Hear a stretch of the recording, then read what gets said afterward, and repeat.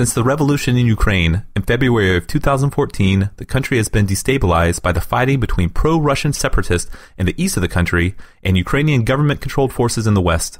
With 4 EU countries on the Ukrainian border, the conflict became of great concern to the European Union.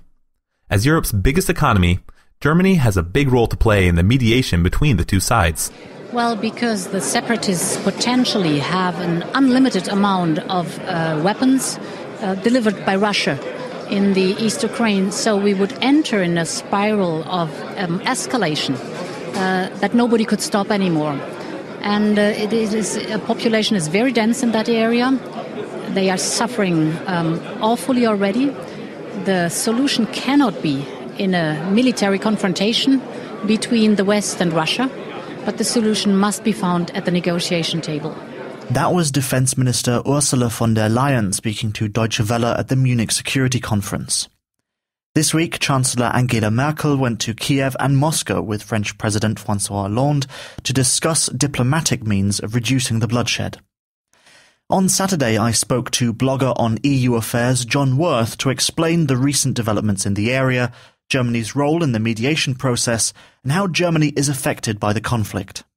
So, John, what is going on in the Ukraine at the moment? The crisis in Ukraine has been in eastern Ukraine has been worsening since the beginning of January.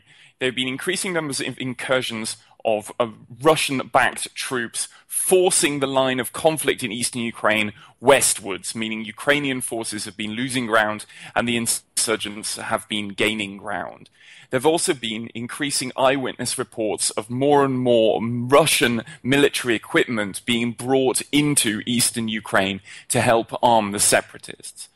This rising situation and an estimated 500 deaths in the conflict in January alone has forced the issue up the international agenda once more, meaning that Francois Hollande and Angela Merkel went to Kiev on Thursday to meet the Ukrainian government and went to Moscow on Friday this week to try to sit down and negotiate with Vladimir Putin. Before we get to what was said, why are the top governments in Europe so concerned? So Francois Hollande, the French government, and Angela Merkel of the German government, why are they so concerned about this conflict? This is central to how the kind of worldview, if you like, of how the European Union would like to see the world of the future.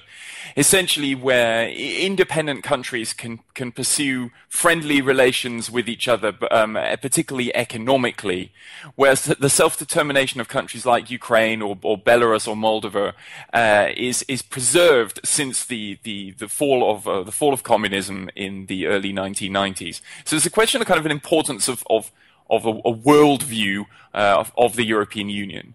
The European Union is concerned for a number of different reasons, not only because what would happen were Ukraine to be destabilized or Ukraine to be further into the Russian sphere, but also there are the 3 European Union members which have sizable Russian minority populations, Estonia, Latvia and Lithuania.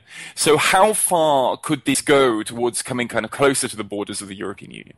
The European Union is also particularly nervous after its own experience in the Balkans in the 1990s. There was a war on its own borders that it took years for the European Union to work out what to do. There's a fear of a kind of Bosnia situation. All of the European Union's leaders are fearful that a conflict could fester, and they want to learn the lessons from the 1990s and try to stop the conflict as soon as possible.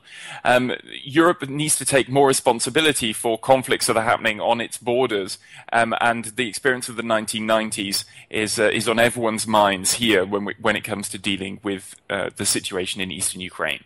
Also, for very selfish reasons, Germany can be, and other parts of the EU can be economically impacted by Russia controlling large parts of Ukraine. Yes, that's indeed the case. And also, there's obviously this important economic question that lies behind this entire conflict, because Europe is, of course, highly dependent upon Russian gas. But the other way around, European countries, particularly Germany, export a lot of manufactured goods and foodstuffs to Russia as well. So the argument has been that because the economic ties between the European Union, particularly Germany, and Russia are so strong, that at the end of the day, this can be solved using economic pressure if sanctions are applied forcefully enough to Russia, then the Russian government will realize it's in its own economic interests to not let this conflict escalate. Whether that indeed is actually the way that the Russian government is behaving is an open question just now. But there are very strong economic ties in both directions. We talked a little bit about what caused Angela Merkel and President Hollande to fly to Kiev. What was discussed there? What steps forward were made there in their discussion with the Ukrainian President Poroshenko? Well, there are two basic issues which are very much the short-term priority.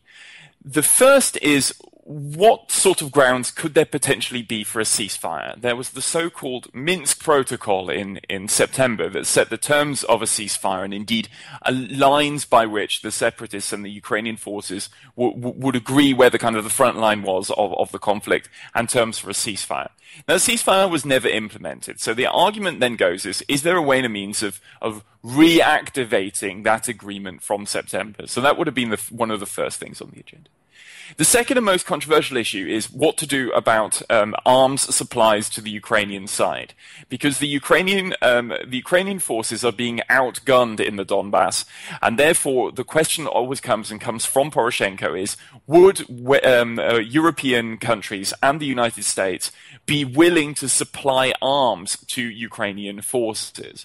So far, particularly Germany has been dead set against this idea, although interestingly this idea has been started to be floated more often by United States Secretary of State John Kerry.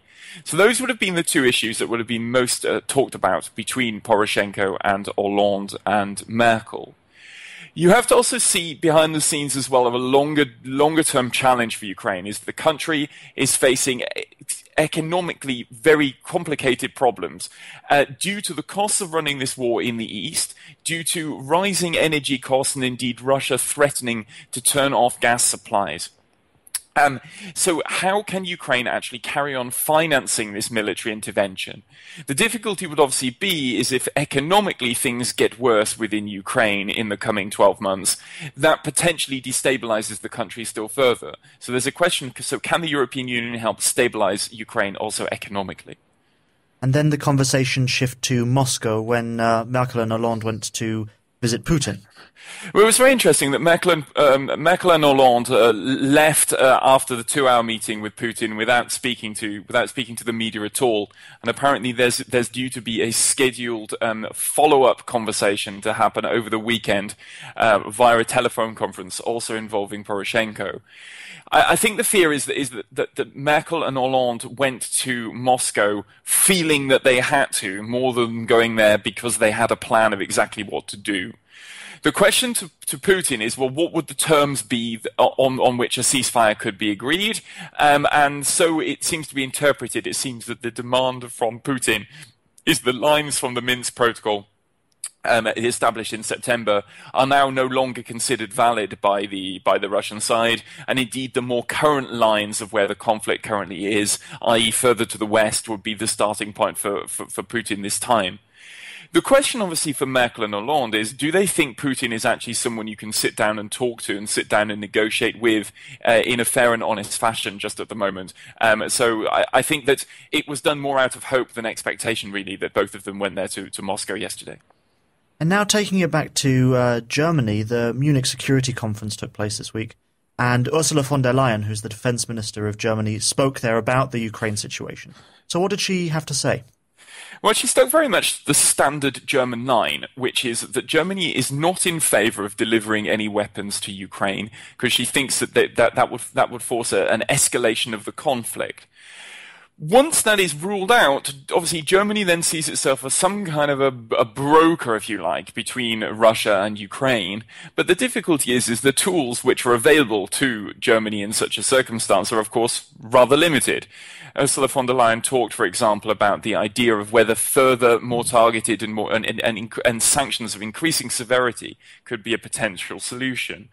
But the difficulty for von der Leyen, she essentially defended the line that Germany has been defending all along. You need a diplomatic solution to the crisis, that Europe and the United States should not arm the Ukrainian side, and that there should be an effort to move towards achieving a ceasefire in Donbass. Sadly, I don't think any of those words mean any more now than they have done at any other point in the last 6 months, when the time that this conflict has been brewing. So von der Leyen yesterday defended the line in the same sort of style as German politicians have been doing for some time. For me, I didn't hear anything particularly new in what she said yesterday. Jon Worth, blogger on EU affairs, thank you very much for joining me here on This Week in Germany. If you'd like to read his work, visit jonworth.eu. That's Jon, spelt Jon.